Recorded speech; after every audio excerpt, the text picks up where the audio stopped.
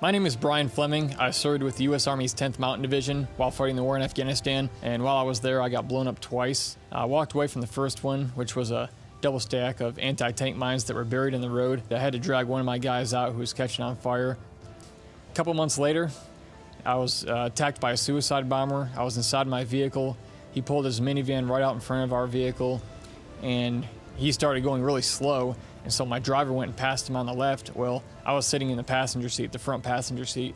As we got right up next to the vehicle, all of a sudden the entire minivan just exploded. I just remember waking up lying face down in a ditch on the side of the road in Kandahar.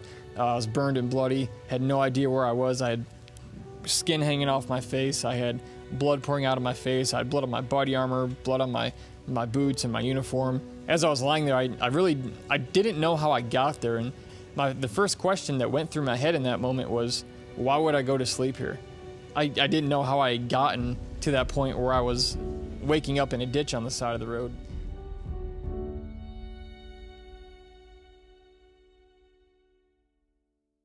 Three days after the explosion, we arrived at Brooke Army Medical Center in San Antonio, Texas. That was the first time I had seen my wife in about 5 months.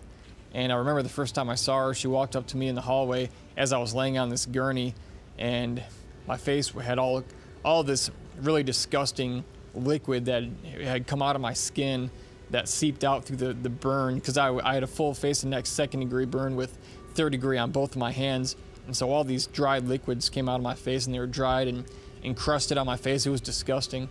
When you go through an experience like that, being tragically injured, just when you think it can't get any worse, sometimes it does. It's like a horror movie. You think the monster is dead, but guess what? Just when you think he's dead, he has one more breath left in him. Well, that was sort of the experience I had, because when they got me into the shower room, the head nurse looked at me. Him and about 3 other nurses all pulled out razor blades, and they began shaving and tearing and ripping the burned, charred, black, bloody skin off of my hands and my face and my neck while I was still awake and conscious. The head nurse, he had said they had to do this as quickly as possible. Well, it ended up taking about 30 minutes, which to me seemed like an eternity of pure physical hell. And that was the first time in my life I ever prayed to die. And nobody likes to admit that kind of stuff, but everybody has their breaking point.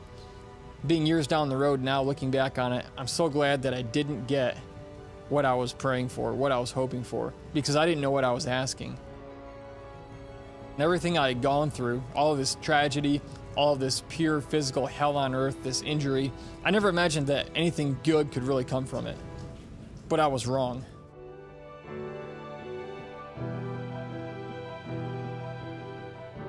So one day I'm at the medical center, and this guy comes, and he's speaking to me and about 20 other guys who've been blown up, shot up, burned up, messed up, missing eyes, missing arms, legs.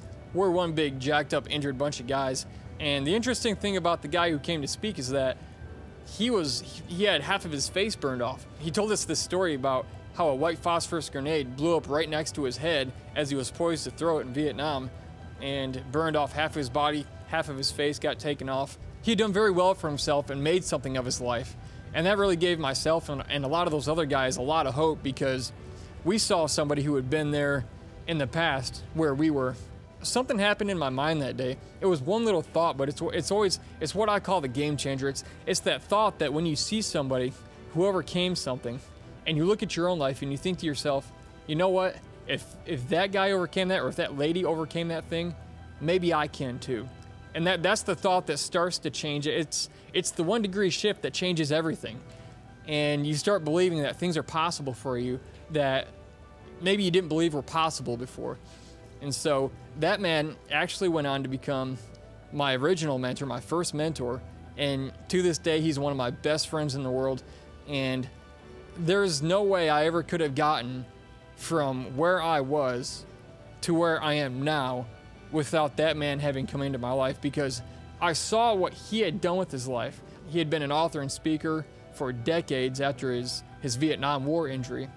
And I thought to myself, I don't know if that would ever be possible for me. Where would I even begin?